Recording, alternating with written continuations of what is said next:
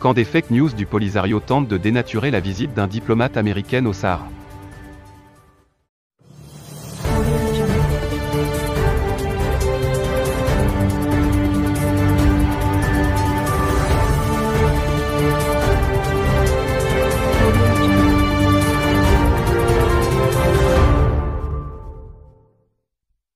Des éléments soutenant les séparatistes du Front Polisario ont tenté de dénaturer la visite d'un responsable de l'ambassade américaine à Rabat, dans les villes du sud marocaines. L'ambassade américaine leur a coupé l'herbe sous le pied en publiant une mise au point, après avoir pris connaissance d'une visite normale et sans enjeu politique d'un responsable au sein de l'ambassade des États-Unis dans 2 villes du sud marocain, à savoir Dakhla et Laâyoune. Des membres soutenant les séparatistes ont profité de l'occasion pour faire leur propagande séparatiste et propager des fake news. Ces derniers ont profité d'une rencontre entre le conseiller politique américain avec Aminatou Haïdar, chef de l'instance sahraoui contre l'occupation marocaine, une organisation qui prétend défendre les droits humains, pour donner l'impression qu'il s'agit d'une rencontre de grande importance. Les sites affiliés au Polisario, et soutenus par des supports d'information algériens, se sont lancés dans la propagande anti-marocaine en tentant de promouvoir l'idée que les États-Unis adhéreraient à leur thèse séparatiste, sauf que l'ambassade américaine à Rabat a démenti ces allégations.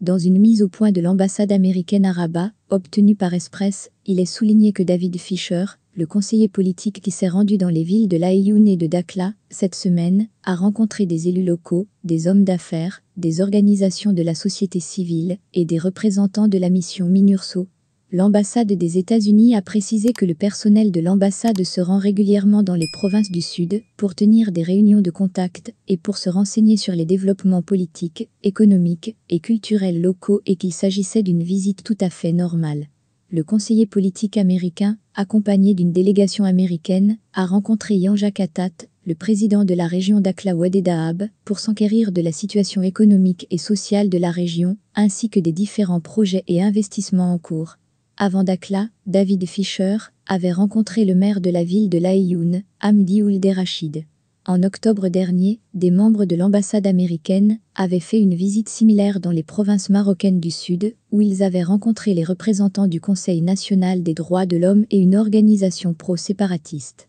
Il s'agissait du président de la commission régionale de Laâyoune Sakia Al-Amra du Conseil national des droits de l'homme, Taoufik Berdiji, et Ali Salem Tamek, membre du bureau exécutif du collectif des défenseurs sahraouis des droits humains au Sahara, Convention pour une Afrique du Sud démocratique.